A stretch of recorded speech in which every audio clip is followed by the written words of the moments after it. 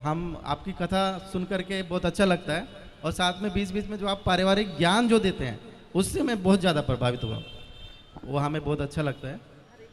और गुरुजी मेरा एक प्रश्न है, हालांकि मैंने बहुत दो तीन विद्वानों से भी किया था, उन्होंने अपने अपने तर्क इस पे दिए हैं, बस आपके श्रीमुख से मैं सुनना चाहता हूँ। Guys welcome back to my YouTube channel. तो आज मैं आपको अनिरुद्धाचार्य बाबा जी का कथा सुनाने वाला हूँ और उस कथा में कोई भक्त हैं जो कि कोई क्वेश्चंस पूछ रहे हैं और वो कौन सा क्वेश्चंस है मैं आपको इस वीडियो में दिखाने वाला हूँ और उस क्वेश्चंस का आंसर बाबा कैसे देते हैं वो भी मैं आपको इस वीडियो में दिखाने वाला हूँ कुछ अलग तरीके से।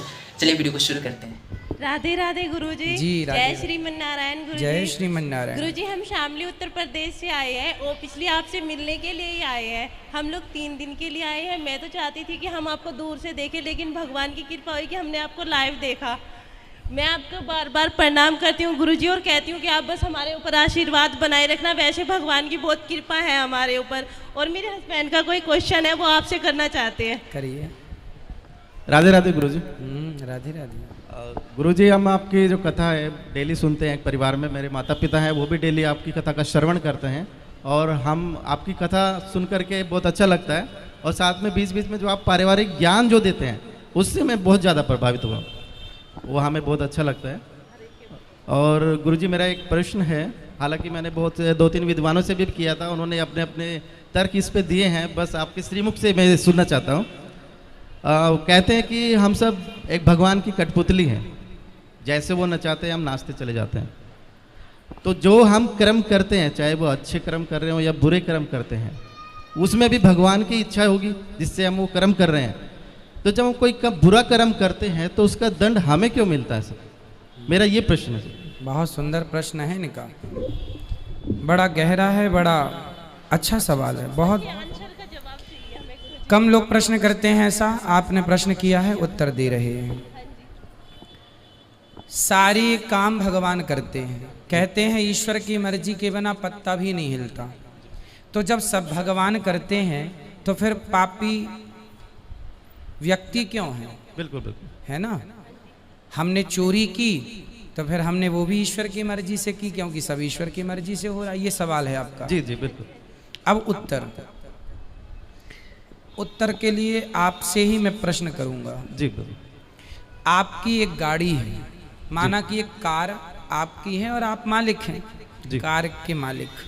आपने एक ड्राइवर लगा रखा है। जी। आपने ड्राइवर से कहा कि गाड़ी लेके स्टेशन चले जाओ, गाड़ी लेके एयरपोर्ट चले जाओ, गाड़ी लेके मार्केट चले जाओ। तो आप जो कहते हैं आपका ड्राइवर वहीं ले जाएगा गाड़ी। जी। गाड़ी आपकी मर्जी से चलती है। चलाता तो ड्राइवर है पर मर्जी आपकी है। सही है? जी बिल्कुल। आपने गाड़ी एयरपोर्ट के लिए रवाना की, जा बेटा मेरे गेस्ट आ रहे हैं, जाओ एयरपोर्ट से लेके आओ। ड्राइवर गाड़ी लेके चला, आपकी मर्जी से जा रहा है। जी जी। पर रास्ते में वो गाड़ी को किसी डिवाइडर से ठोक देता है, तो गाड़ी का एक्सीडेंट हो गया, गाड़ी का नुकसान हो गया, गाड़ी क्षतिग्रस्त हो गई। तो क्या ये आपकी मर्जी थी? जी नहीं। दोस्तों आप लोगों ने सुना, मर्जी रहती है भगवान का, लेकिन उस काम को नियंत्रण करने के लिए हमारे भगवान हमें दिए हैं दिमाग। चलिए इसके आगे बाबा और क्या बोलते हैं, चलिए वीडियो को देखते हैं। आपकी मर्जी थी कि गाड़ी एयरपोर्ट जाए, पर गाड़ी का एक्सीडेंट हो गया, गाड़ी गड्ढे में गिर गई। ये आपकी मर्जी नहीं थी। ये एक मर्जी नहीं थी, ये गलती थी। किसकी? आपकी नहीं, ड्राइवर की। हाँ या ना? जी। ड्राइवर के पास दोनों थे, एक्सीलेटर भी था और ब्रेक भी था। क्यों नहीं हिसाब से गाड़ी चलाया? क्यों डिवाइडर पर ठोक दिया? आपकी गाड़ी आपकी मर्जी से चलती है, पर जब उसका नुकसान होता है तो वो आपकी मर्जी नहीं होती है ना, वो लापरवाही होती है। उसी प्रकार ये संसार भगवान की ओर से चल रहा है, मालिक भगवान है, हम लोग केवल ड्राइवर हैं। हमारे पास ईश्वर ने विवेक दे रखा है।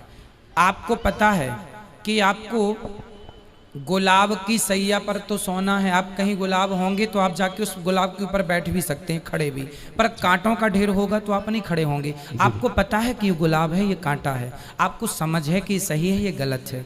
जब आपको समझ है तो आपने अपनी समझदारी से अपने मन को रोका क्यों नहीं गलत काम से? ईश्वर की मर्जी से संसार चल रहा है, आप और हम सबकी मर्जी में ईश्वर की मर्जी है। पर हम जो गलत निर्णय लेते हैं उसके लिए ईश्वर ने हमें स्वतंत्र, गाड़ी आपकी है, मालिक आप हैं, लेकिन ब्रेक एक्सीलेटर आपने ड्राइवर को सौंप रखा, भाई जहां जरूरत पड़े दबाते रहना। उसी प्रकार ईश्वर ने भी हमें बुद्धि देके स्वतंत्र कर दिया है कि जहां जरूरत पड़े वहां अपने हित में अहित में सोच लेना। आपको कहा जाए कुएं में गिर जाओ, आप नहीं गिरेंगे, आपको पता है ये गलत है।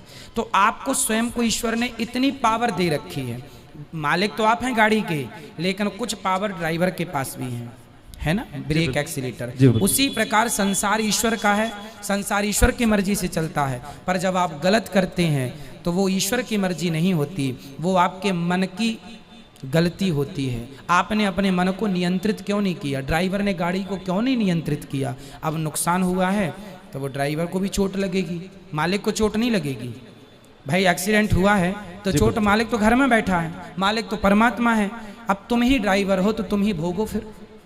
तो अपने अपने किए का दंड, ईश्वर की मर्जी से संसार चलता है, पर उन्होंने हमें सही गलत की सोच दे रखी है। सही गलत क्या है वो पहचान दे रखी है। अब आप गलत करें तो इसमें दोषी ईश्वर कैसे हो सकता है? तो दोस्तों पूरा आपने शुरू से लेकर अंत तक जो क्वेश्चन आंसर है आपने देखा, आपने सुना, और आशा है कि इस वीडियो से आप कुछ ना कुछ सीख जरूर लिए होंगे और भगवान को आप दोष नहीं दोगे। हमेशा भगवान को दोष देते रहते हो, लेकिन इस कथा के बाद, इस क्वेश्चन आंसर के बाद आप भगवान को दोष नहीं दोगे। मिलते हैं अगले वीडियो में, तब तक के लिए जय हिंद, जय भारत।